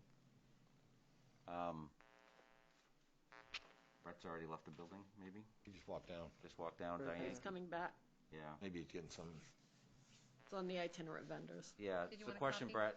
So this has always been a area of contention for businesses in the town, our licenses, and we've always stuck strong by what we did, what we needed. Now, is this gonna change the whole thing? So, it's not just for Main Street, this is town-wide. Correct. So if someone comes in with a food truck and they wanna set up anywhere, it's gonna be the same low flat fee? Because this is a major change of something we've actually fought on that battle for many years of trying to hold our own on that. And even the insurance part of it, so any vendor come in that could be tagged on to that insurance you're talking about, because that's always been kind of an issue also. It's a great point, and it depends on, they're going to have to meet certain criteria, and we're not going to be in charge of who goes under that umbrella. The town's going to be insured, but I think to your first point, we're going to create an environment where they're going to want to be on Main Street. If you're a food truck, there's going to be picnic tables there. That's going to be the spot that you want to be, and so I think it will be town-wide, and folks will have the opportunity to be wherever they want to be in town that fits the existing ordinances. But we're going to create a good environment, with those picnic tables. And we can do that over on Village Street as well. Yeah. And think about a way to create a similar type of environment so that we're leading people to sort of where we want to go based on the amenities that we provide. And then I think we're going to work closely with the folks who would provide the umbrella insurance to make sure that everybody's square. And again, that's the beauty of having a conversation now. It gives us that time to go through it. And No, those the insurance resources. thing's always been a big factor, so. Yeah, no, I'm glad you brought that up. So Twyla, I got a question, if you may. Chair, may I ask her a Sure. question? How many licenses do you give usually yearly meet that criteria? Itinerant vendors, 3 or 4. 3, 4, so it's not Nice. many. Typically, the other food vendors, typically? Yeah, and I think this will make a big difference. Okay. And the other question I had, if for some reason we actually have some type of event, like a smaller Moxie, whatever, would, in the past, the insurance has always been a major factor. Now, are you saying that pretty much anybody who participates in something like that may cover under this umbrella, or is that not the case? How do you draw that line, you mean? They're going to need to demonstrate, just like last year, we had certain requirements that you're going to have the right COVID-19 preventative practices in place, and you're going to have, the beauty, I think, of this is that this is an offshoot. The provider of the insurance that we're navigating is an offshoot of the entrepreneurship program that we've talked about. And so they're coming at this combined with a marketing, a branding program that was referenced in the Main Street plan. So they're doing two things. They're creating a branding platform, which will include a website. It'll include logos that businesses can use and other things that are still in the works, combined with actual resources. It's not just branding. We're going to create opportunities for you to show what you have and have a pop-up market under our umbrella. And so I think, this is giving this business-led initiative some assets to really create value. Now, they're going to have to manage those assets and curate who falls under that so that they fit the standards that they want to uphold. And I think they're the right partner to do that, and we have a great dialogue going with those folks at the town, and we have the resources through the entrepreneurship grant to make it happen, which I think is also one of the points that was made in one of the letters about Main Street about using these grant funds. That's what we're doing. We're using these grant funds to create this platform for people.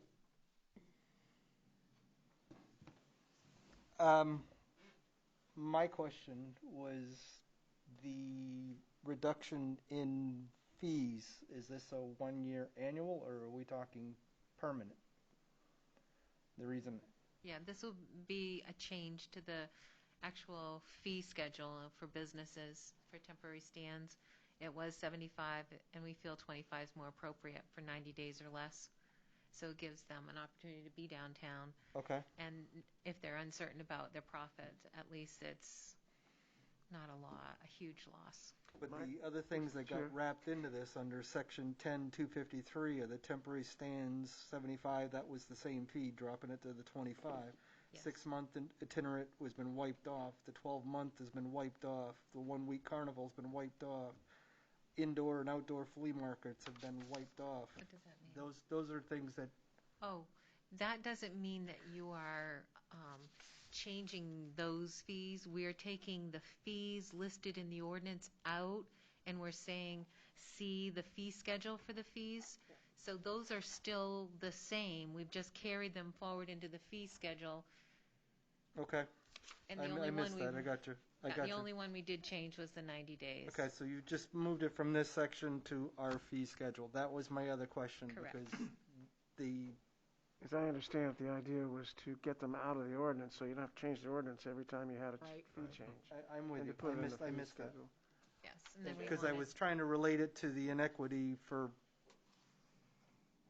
if and when there's a Moxie, there's a huge inequity in the fee schedule that's identified. So I just quick tested Mark's, gut question for 2021. Moxie Festival, yay or nay? I don't know. And I don't know if I would want to make that decision, but clearly, if we adopt this tonight, that needs to be addressed if there's a green light on anything Moxie this summer. Two questions, and one is, so Brett, who's going to be managing the fees and structures and applications? Is that through your office? Is this through the new person? I think the event coordinator is going to help tee these up, the events up, help Okay. bring folks in. I'll play a role in that as well as Twyla. Okay, so it would still be held in the town Same office, the process. idea of actually organizing that. And one of the questions I have, and again, I was going to bring it up earlier, but I'll bring it up now, and I know on the slate of the calendars is one of the positive change to the concerts in the park, which we're still kind of weighing out to see where we're at, because the one thing we can't control is actually the 100-person maximum gathering right now that the state has in ordinance, which I don't think they've actually lifted that yet, right? Oh. And we don't know how to control that, and whether or not you do reservations or not reservations, or how someone police it. How are we doing that down Main Street if we actually have a band, and how, because it's a pretty active place at times. How are we actually doing that? Who's going to police the idea of that maximum 100 is not overreached down on downtown? Depends on who's using the space.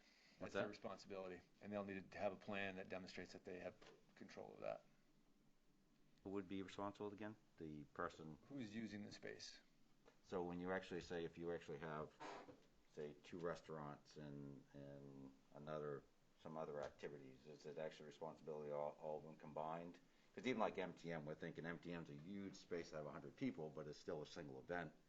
How do you control that? So an average Friday night, you're saying? Let's just, as an example. yeah, I mean, and that's something was asked to me. How do we, even like the car event? Okay, if you actually use in downtown, and I think it's an awesome idea, but I mean, if you actually get, 50 cars and every car is 2 people, then spectators coming in, and next thing you know, we have a couple 300 people down on a rumble. How do we? And again, I'm in the hope that come springtime, all the stuff gets lifted and we don't have to worry about it, right? I mean, it gets to be an outside door space. It's awesome that we're inviting people to outdoor spaces, but it's the same reason why a lot of these other festivals are closing down, because they can't control that environment. So I just want to make sure that we have some controls in place that we're not going to be putting ourselves at risk. I mean, that's all. So again, that's just more of a statement than there's a question, because we're still as positive change. We're looking at the concerts in the park, trying to figure out. Is it salvageable? Yeah, because we can pick bands that you're only going to get 50 people there, right?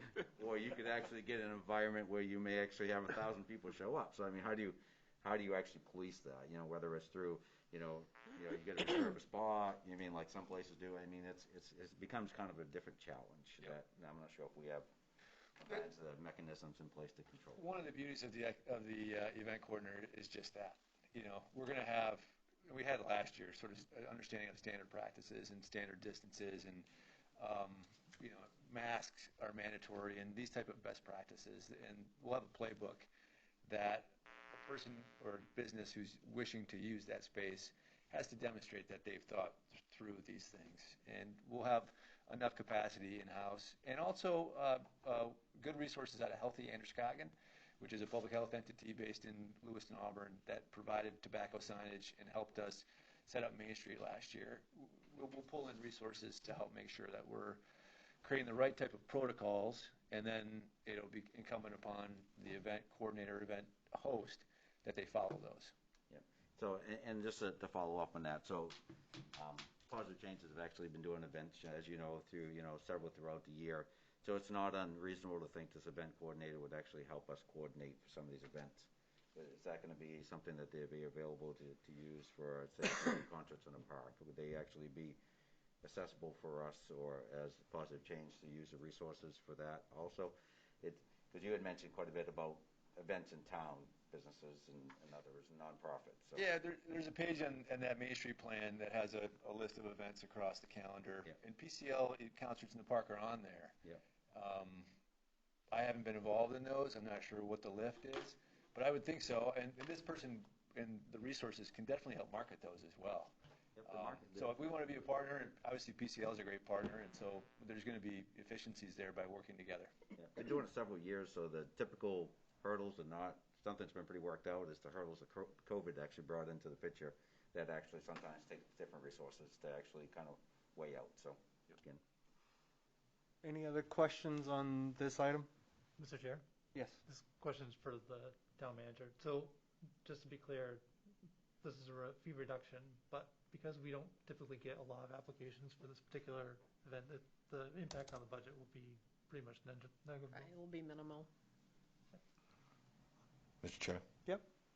To your point, Jeff, my take would be, hearing what Twyla has said, 3 or 4 a year, if we reduce to 25, I think we might see an uptick. And then more importantly, after, we're doing this for a reason to kind of roll with the punches with COVID, but I think we might see this kind of come around, because we're going to find groups of artists that kind of come together and sort of say, hey, let's do this every year and figure out how we can. So I'm hopeful. I mean, I don't think any one of us is going to see us retire on it, but it'll be a nice little uptick in that column for sure. And in the past, I mean, just history-wise, that license was actually more expensive than that at one point, wasn't it, Twyla? Yes. It was actually greatly reduced to get to the point where it was. Right. And just because of some of the concerns that was brought forward by vendors, and we always kind of hung our hat on the idea that Twyla doesn't work for free, so the idea is she gets to spend time actually putting this all together and documenting it, and Brett doesn't work for free, that we at least had to have a fee that actually at least reimbursed the town for doing the job. So $25 doesn't really get us very far today, but again, I understand the process. Again, it was much higher. I think it was upwards around $300 at one point in time. Mr. Chair, That's crazy. I think the point this year, by putting it in the appendix, all of them, and particularly this one, is to be a COVID year and to support that for COVID year for any vendors. And then if a fee needs to go up next year, when hopefully it's not a COVID year, then so be it. It can be done much more easily. One of the points that I would make on that, Don, is the fact that one of the places that we do look annually as part of the budget is the fee schedule. So the fact is it's at least looked at instead of buried in the ordinance. I missed that piece originally, so that makes sense. Any other items? All in favor? It's a roll This is call. a roll call vote. You ready for your roll This call? is 2 readings then, so this is coming back a second time. You will be, Thank after the public hearing next time. you, Counselor Albert? Yes. Counselor LaRochelle? Yes. Counselor Ward? Yes. Counselor Lunt? Yes. Counselor Ganong? Yes. Counselor Colby? Yes. And Counselor Fellows? Yes. 7 yeas, 0 nays, order passed. Next, Twyla? Order 2021 number 37 to amend Appendix C, the fee schedule. Make that motion. Now second? Just same discussion, right, pretty much? Just Yeah, different now you're putting spot. those fees into the fee schedule at this point. All in favor? 7-0, order passed. Next, Twyla. Order 2021-38, the tax acquired property disposal.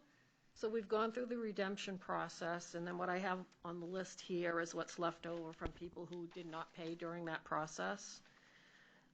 And the first 3 on the list, the 32 Littlefield, 15 Ann Street, and 10 Congress Street, those were ones we foreclosed on recently. The Littlefield Road was one that was tax acquired many, many years ago, and I do have somebody that's interested in that piece. But because there's more than one abutter, I think we should put it out there to see if anybody else is, but I don't think there will be. So that's why I want to include that one as well. And then we had one more that we foreclosed on this year, the Walter Houston Airzov.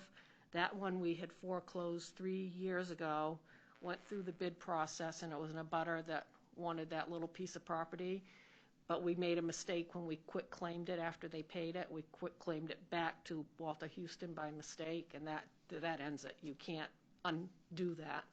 So we've retaxed it again, gone through the whole process, and we just foreclosed on it again. I contacted the person that made a bid back then, and her spouse has since passed away, but she is still interested in it for the same amount that we sold it to her originally for the $150. So my recommendation would be, this is the only way to fix it and make it right for them, is to just sell it back to them for that same price. And that would be my recommendation. To put the other 3 out to bid for sale, and then to quit claim, accept $150 from Fay Russell for the Summer Street property. Are any of the 3 properties at Littlefield, Ann, or Congress occupied at this time? There's a trailer on the Littlefield Road, and there's some squatters in that. It's not the owner of it, or the former owner. The other 3 are all pieces of land, just land Okay. only. With the squatter. Is there a process for the town to be able to secure that property if we're the party in possession at this time? What do you mean? We don't take possession of the properties, so We physically tax acquired it. It's ours. It's our responsibility Right. to secure that property to prevent squatters. I do it for Lewis. Right, but they were in there, they were in there before we tax acquired it. Okay, but they are not owners of that property. No, they are not. Then they need to be evicted, and that building needs to be Okay. secured. Mr. Chairman, Yes. make a recommendation that we, I'm not sure how long that process takes, but move Right. towards a time when it's not winter. Yeah, no, I don't disagree, but the point is, they're in a building illegally that they are Agreed. not the owners. So that needs to at least be, Did you say there But was it- no electricity? Or did you say it was? No, I don't know if there's electricity or not. yeah, there's more to be sold, because we're talking selling, so we sell this within 30 days, they're still out. Yeah, no, I'm totally, Right, I but we- totally 100% say that they shouldn't be there. We agree on that. Right. That's the point that I'm making, because the last time this came before the council, we agreed to sell a property that was actually still occupied, which makes me a little more than squirrely, because that should have been part of this process. What does the notification process look like? I'm not familiar, Alan, Mr. Chair, maybe you can tell me, since that we just send somebody from the Sheriff's Department, PD, what is it? Who goes out there and tells them, hey, it's time to go? Usually by me, the building's already been condemned through the code enforcement, and it's already been handled. And the fact that when I just was on site in a building today, the fact that if it isn't any signs of being occupied, I'm to be accounted by police to actually eliminate the squatters from being on site to re-secure the property. Yeah, It's part. If it's condemned, I don't believe it's condemned, Okay. but if it is, that's an But- easier process for us. Right. I think we That- only that's have to what give I'm them familiar 30 with. days. Be there. I'm just, they have no right to be Yeah, there. So right to I be there. swear. It's not like Fine, you're pick- actually trying to evict someone that's actually was paying rent that actually. So when I is think- under restrictions, actually. I'll they're check and see trespassing. what the process is. Well, there it to is. get When rid I of when I them, think but about it, if in the meantime, we're the my owners, information then we comes just from have to Dan, go and so say the we don't fact want is you here there is a anymore. process to remove the Okay. parties. Okay. Yes. Okay. Do you still want me to put it up for sale, or do you want me to wait? There needs to be one and the same. I have no issue with the motion that's on Okay. the table. The All fact right. is, it's. Yep. Okay. That 10 Congress Street is the one that we ended up demolishing. That's why the taxes are so high on that.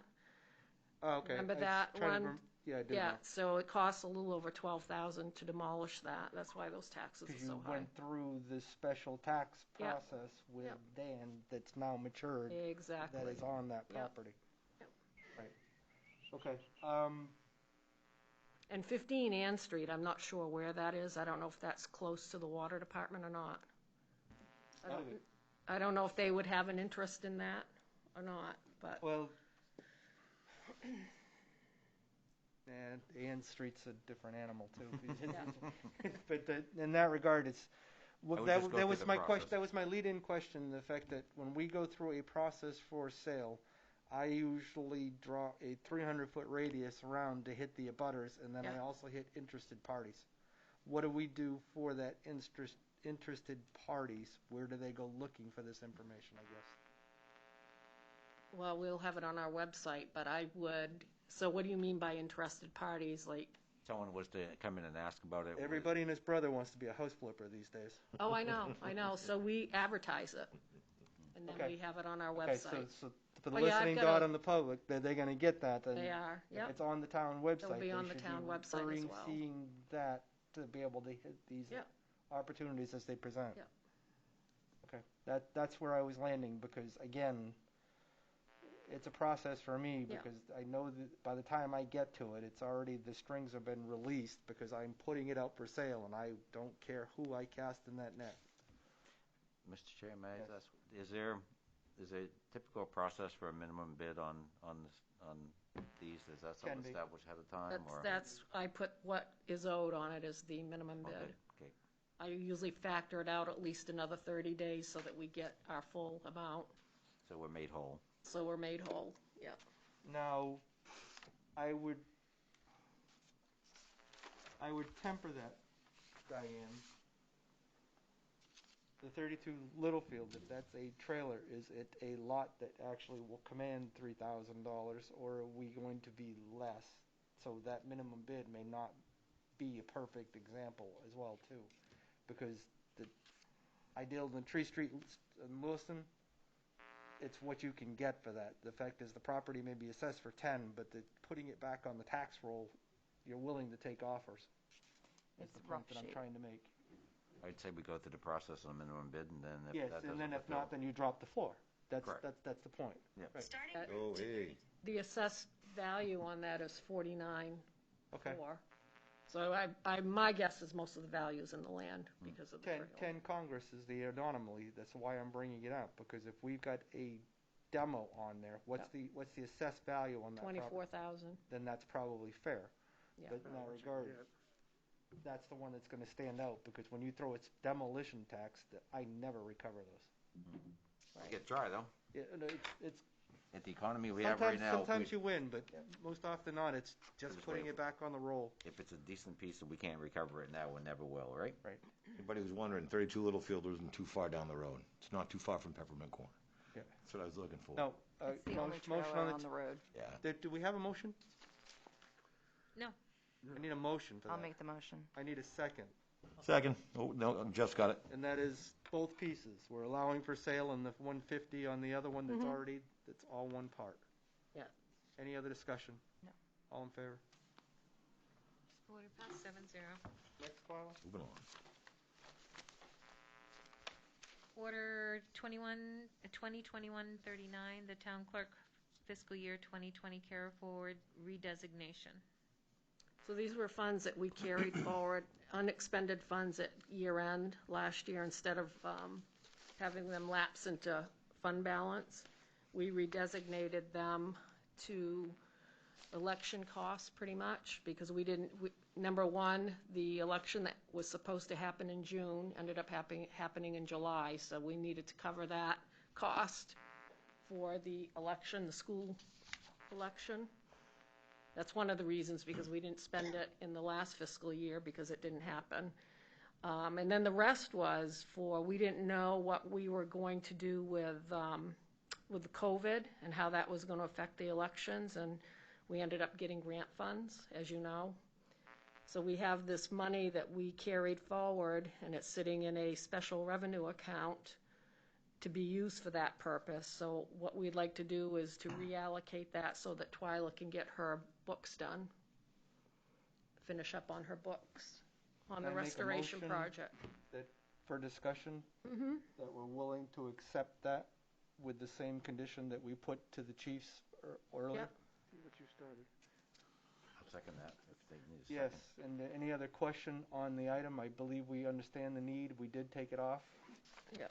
But as long as it passes a straight face on that question, all in favor? Order passed 7-0. Next, Twyla? Order 2021, number 40, the virtual meetings in March. That refers mostly to the, the budget is going to occupy most, and with the Right. extended audience, I believe we agreed on a consensus that the best way to approach that with the finance committee actually involved in that and all the various department heads, that we would hold those virtually. But any meeting that isn't budget related, what be the wishes of council for future meetings? I just have a question on do you think we'll need an executive session in the first meeting of March? Potentially, given discussions associated I mean, with if that. we do, that we probably should do it. I would be asking you that same question, and I think that, yes, there's potential for that. Okay. Then in that case, I think that having a meeting in person is worth doing. Okay. So, am I hearing correctly the fact that provided it isn't a budget meeting where we're going to have a much larger audience, that in person would be okay for the foreseeable future unless the situation presents itself and numbers start increasing again? Okay. I'm comfortable with that. I think this, it's nice to actually be in public. Zoom, it loses an element. And I don't, Mr. Kimball had some really good points, and the fact is, by all means, the fact is, in that regard, one of the things that we've tried to be is more approachable in the discussion, but his point is valid, and the fact is, it's unprecedented circumstances associated with that, so if we can get back to in person, I hear where he's coming from. Mr. Chair. Yes. Yeah, I feel that we're at a point now where we're starting to see that the case, the data support us at least entertaining the idea of coming back together in this format, because it's safe, or it's socially distanced, and it's comfortable, and it gives the constituents an opportunity to come and have that face-to-face for those who don't have access to the electronic means. So yeah, I'm all in favor of. I think just for the matter of having to work on budget-related things, we have to do that just because we want to have our partners in the finance committee with us. So it makes it a little bit more of a challenge to do that here. And I know you guys meet the 26th or whatever it is this month. Yep, last month. Deliver that I will. I'll bring message there. I'll bring that The forward. intent is to have them be involved through this entire process, because I think it's going to help us coming out the other side with a budget that's going to be just as much of a challenge coming off last year. I do. Mr. Chair, with that Zoom, are we gonna be able to share a single screen as far as for the budgetary items? I mean, it's nice to see all the people in the Brady Bunch, but I think the more focus point is gonna be on the budgetary information. So, I mean, it's typically. No, by all means. I really would like to see Diane, if you could, whether through Brett or Twyla. I know that's an effort between the three of you. The way I envisioned it, it'd be somebody sharing the screen of what we're actually talking about. Should probably be Kayla. She can do. That's good. Yep. That's good. She's a perfect, because Yep. By all means, I think the in that- presentation is really the most important part of that whole. yes. I think I have faith in the fact that Kayla will be able to share that resource and speak to it with all of you in support as well. So I do it every day. I'm sure you do it every day with multiple people on and able to share resources, and it doesn't take away from you can still see who the players are, but more importantly, they're secondary to what you're trying to focus on, which is the data. So yeah, I don't see how we wouldn't be able to get that done. And if there is a challenge there, which I doubt, I feel Kayla's probably going to have done that a million times before. So, but And yeah. for the listening dots, we have school budget presentation to council is March 9th. Yes. Yes. March 16th is the school council municipal budget presentation Yep. following.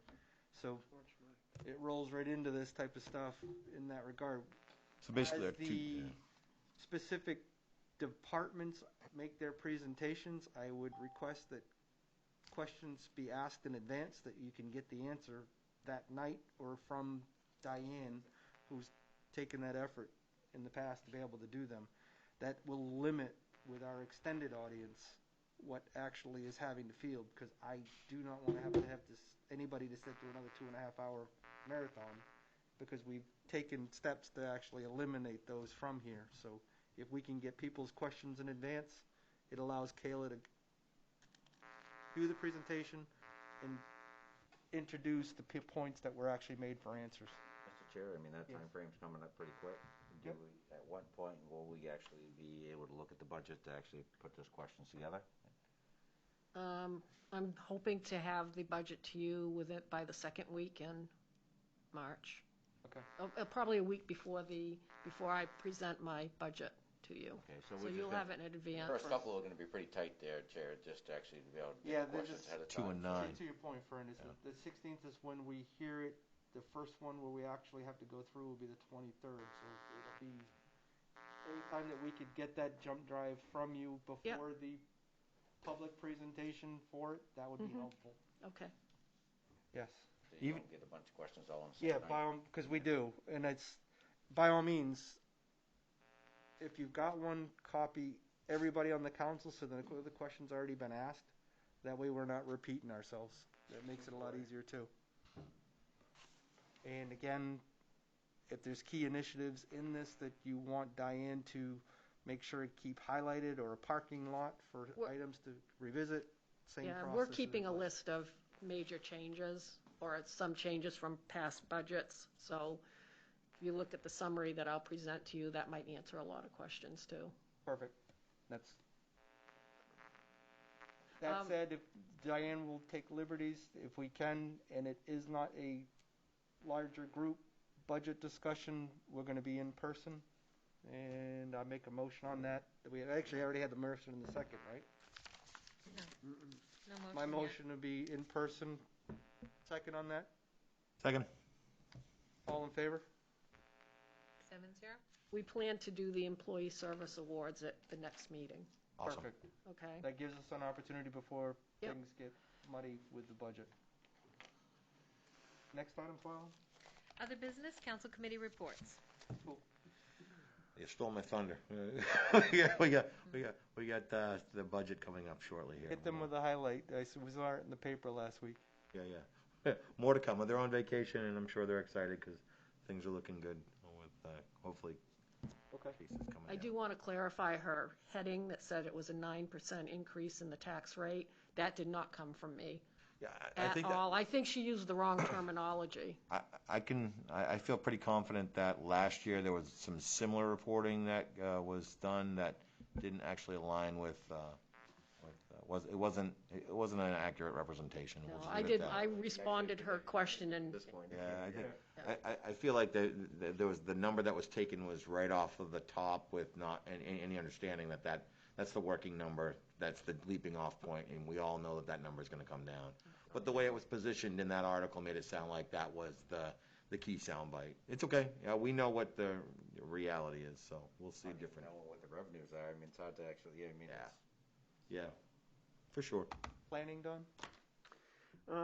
Planning board, last week they met working on the final zoning revisions or land use revisions for medical and adult use marijuana. Also working on a condo development. You saw the picture in the paper probably. There was some discussion about that. I believe there's more to come, more final documents before they approve that. And a site plan review for a solar farm on Frost Hill Avenue. With the typical CMP problems, probably. Whereabouts on Frost Hill? 2/3 down, behind Buick, on the Sawyer farm, or next to the Okay. Sawyer farm property. Yeah, gotcha. LDC. Anything else we haven't already talked about with the LDC? I was gonna say, actually, I think we actually went to our last meeting pretty much in detail, so. Okay. Conservation meets next Monday? Recreation? So K through 6 skills and drills basketball started up. Woohoo! So it's exciting to see some of that activity happening again. That's what we got there. County will maybe get us together here in the near future if there's going to be any bonding referendum discussion. There's a little bit of traction on that topic. So as no more, we'll bring that to you folks. Library? Everything's running smoothly down at the library right now, and I'd urge people to go online on their website and check out some of the online programs they have going on, since they can't do in-person stuff, but they're doing a lot of stuff online that you can check out with videos and stuff, so check their website. Water? I think I said this before, but they met last week, and they're still looking for a water superintendent, and they may hire or work on hiring a manager if unsuccessful. Finance meets next week. Next Monday, the 22nd. More to come. Town manager? Nothing to report tonight. Municipal budget scheduled, we've pretty much already talked about. The one thing that I caught, the finance committee meetings are on this schedule. I know we talked about it originally, Diane, maybe you can bring it up as liaison, is confirm are they still needed, or do they want to dispense with them once we start rolling with the regular budget? Yeah, I can run that by them. You know what I mean? No, take that. Take that. It just happened to flare because we're asking them to meet a lot of time with us on Tuesdays. Yeah. They might want to. I'd see if they want to do some consolidating based on that, and I'll leave it up to them to decide, as far as what they think. Agenda? Yeah. I lost track. Where the hell are we? Department head. Department head reports. I had two questions. More statements, really. First, thank you to I don't know Kayla. which page it is. I just very much did it for the appreciated link there. actually her summarizing the financial information.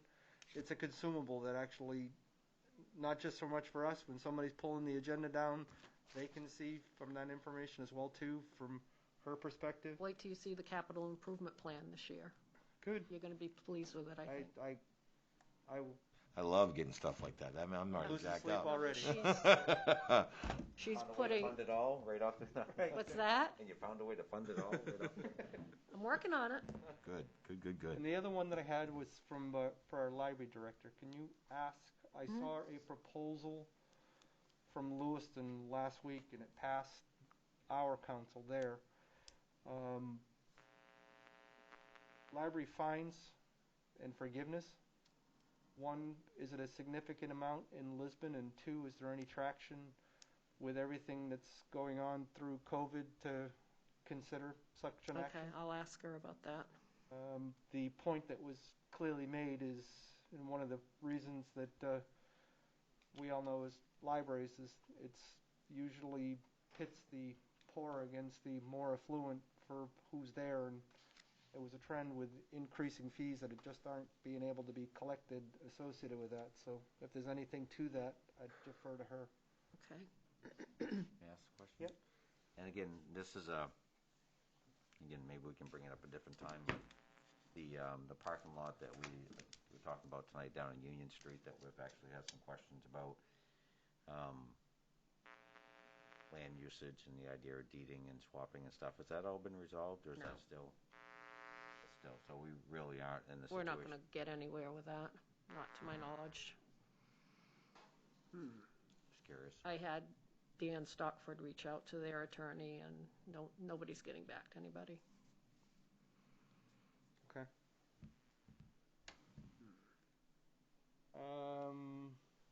Next item, Twyla, were appointments.